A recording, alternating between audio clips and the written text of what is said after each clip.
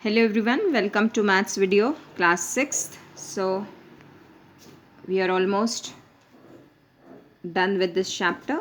So we are on question number 3, exercise lesson number 20, exercise 20b, question number 3. And yes, day before yesterday's video we had seen first and second question, second example. Okay, how to open the bracket, remove the bracket according to the different types of brackets. So now the third one we are going to see. So 4x plus, now see what is the difference. Before, you can see here, before bracket minus sign was there. Here it is nothing like that. Before bracket number is there. So if this number is in this number means 3 multiplied by this whole bracket. So 3 multiplied by this whole bracket. Okay, means this 3 has to be multiplied with 2x as well as 5y. You have to remove this bracket. You all know that you have to solve bracket first. So if you will see here x and y. So x and y means what? You cannot go further here. Means you cannot solve it further because both are unlike terms. So what you have to do is you have to remove the bracket, but so this number is there which is outside. Multiply this 3 with 2x and 3 with 5y. Okay. So 4x as it is I have written plus plus. Now 3 2s are 6 and this as it is. So it is like 3 multiplied by 2x. So 3 2s are 6, that is 6x. Okay. So here minus as it is and 3 again, 3 5s are 15 and this y as it is. So 3 into 5y is equal to 15y. This minus as it is. Now here plus was there, so this plus was carried as it is. So 4x plus 6y minus 15y. 3 multiplied by 2x, 6x. 3 multiplied by minus 5y minus 15y. 3 5s are 15y as it is. Okay. So now like terms, 4x and 6x are like terms. So add them. 4 plus 6, 10x minus 15y. So this is the answer. Okay. Same way, let's see the next one. 2 into bracket 3a minus b minus 5 into bracket a minus b. So if you see this type of questions, you should understand we have to remove the bracket by multiplying this outside number with the inside terms. Okay, so 2 into 3a, 2 3s are 6a into 2b. So 2 into 3 6 and this a as it is. 2 multiplied by 3a, you get 6a, 2 3s are 6 and this a minus 2 1s are 2. Nothing is there means 1. So 2 1s are 2. B as it is. Minus 5. Now here before bracket minus sign is there. So that rule that before bracket if minus sign is there, inside signs will change. We have to follow here also along with this multiplication. So 5 into a, 5a. Here plus was there. So here minus 5a. Minus becomes plus. So 5 3s are 15 and this b. Okay, so here plus became minus and minus became plus. 5 multiplied by a, 5a and 5 3s are 15. Okay, so segregate the like terms. 6a minus 5a minus 2b plus 15b. So here a and here all b's. So 6 minus 5, 1 minus 2 plus 15 plus 13. Okay, so I hope you have understood. I hope you have understood it. Okay, so now we are going to start the next. Okay, before starting the next thing, I would like to tell you few things. Simplify first, second, third and fourth only you have to consider for exams. 5th, 6th, 7th, 8th you can just keep it for your practice purpose. Okay, also exercise 20c is cancelled. Okay, last year also, since it is fill in the blanks and fill in the blanks are not asked in the exams. Okay, so 20c is completely cancelled and I have told you what to do with the previous things. Okay, so we are going to start the new chapter, that is chapter 33, data handling. Okay, so for data handling I would suggest that please read the lesson because too many things you will learn from the lesson. Alright, so data handling.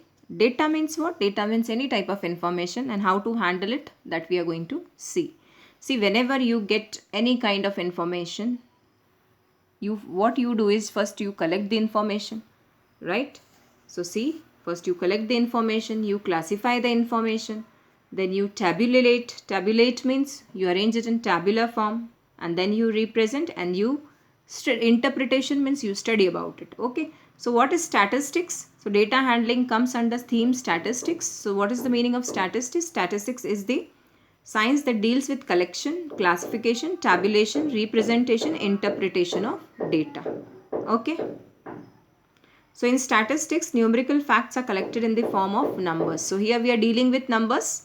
So when we collect numbers, for example, if you collect your class students' marks, so that is collection.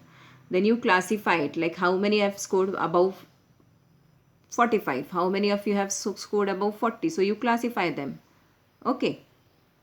So tabulate, then you will write down number of students who have got 50 out of 50, number of students who have got 49, number of students who have got 48, and so on and so on. Like that you can arrange it in tabular form, or you can arrange in tabular form like girls also. Girls got, how many girls got for 50 marks, how many boys got. So any type of classification you can do.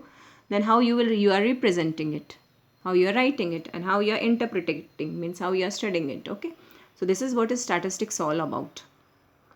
So now we'll see under statistics what is the meaning of data. Data is each number collected for giving required information is called a data. Each number collected is data. For example, if XYZ has got 50 out of 50, XYZ has got 50 marks, so this 50 is a data. Other girl has got 50 marks, that is a data. One boy has got 49 marks, that is a data. One boy has got 15 marks, that is also a data. Okay, so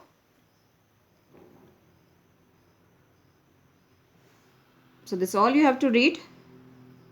Now we'll see raw data. Okay, now we'll see the steps of the few steps. We'll see how we are collecting the data and all. So what is raw data? We'll see. Each entry in the above list is a numerical fact which is called an observation. Such collection of observations collected initially is called raw data. For example, if suppose when I ask you all that what is the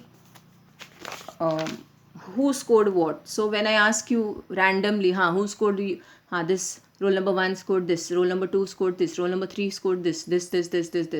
So this is called as raw data. I have not worked on it. So that is the raw data which I have. Alright, this is not the final data. Raw data means something which has not been studied properly, which is only collected. Okay, for example, during flood time, many things were collected from the people to give it for needy, right? So those collection, first it was raw data was collected, then it was categorized. This is clothes, this is grains, this is something which will be used for daily routine and all. So this is called classification. So but the first thing which we collected for the first time, that is called raw data. Okay. Now after collecting, representation of the data. Representation means, now after collecting the data, you have to arrange it in. Now once I have the number of students, or once I have the number of students with their marks, what I'll do is I'll arrange it in ascending or descending order. Ascending order means smaller to bigger, or bigger. Descending means bigger to smaller.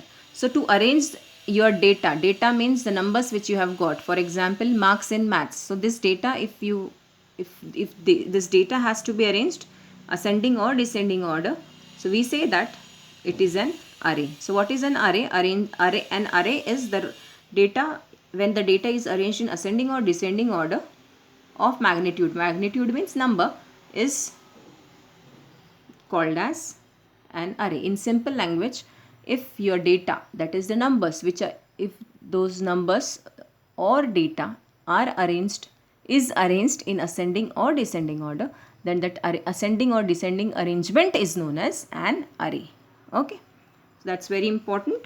And then we'll see data written in the form of table is called tabulated data. So if you'll see here, now this is arranged in ascending order. Okay, now we have seen here This was simply data. There was no particular arrangement. So if you'll see here, we have ascending and descending. So this is an array. Now this array is arranged in tabular form, okay, to make it easy to understand. So data written in the form of tables are called as tabulated data. Okay, so if you'll see the tabular form, the very important part we are going to see is whenever you are tabulating or writing data what you have to do is you have to make 3 columns. So here marks, you can write maths marks, tally marks and number of students. Means for example, how many of you have got 10 marks, 20 marks, 30? Okay, so number of students, suppose out of 100 students, 15 students have got 10 marks.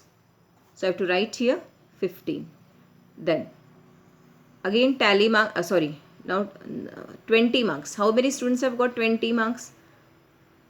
20 students have got 20 marks. How many students have got 30 marks? 15 students have got 30 marks. So say this is the way you have to arrange. So what is important now here in this case, if it is marks, that's all right. Otherwise you can write other cases. You can write number, tally and frequency. What is frequency?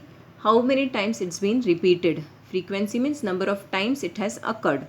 For example, number of times students have got 10 marks. So those number of students I have to write here. Okay, that is called as frequency. How many times it is repeated. Okay. So, and this is again very important. You will see here how many students, now 0. How many students have got 0 marks? 2 students have got 0 marks. So 1, 2. Okay, this is the way to represent tally mark. Tally. Okay, this is called as tally. How many students have got 10 marks? 2 students. So 1, 2. How many have got 20 marks? 5 students have got 20 marks. So 1, 2, 3, 4 and this is 5. Means this set is over. If it is more than 4, what you have to do is 1, 2, 3, 4 and just slant line. Okay. So what does it mean? That this set is over. So if it is more than that, now if you will see next example 30. Number of students got 30 marks is are 8. So 1, 2, 3, 4, 5, 6, 7, 8. Okay. So if suppose number of students, now here in this example it's not there, but if suppose it is more, if it is 13, so what you will do? 1, 2, 3, 4, 5, 6, 7, 8, 9, 10, 11, 12, 13. Means if you total it, it should be 13 and it should be set of 5 only. Okay. So your homework for today is read this page number 309, 310 and 311 carefully, and if you have any doubt, and this type of table is called frequency distribution table. Okay, and please read this examples also. So discrete frequency distribution table also is there, and we'll discuss exercise 33A in the next video. Thank you so much.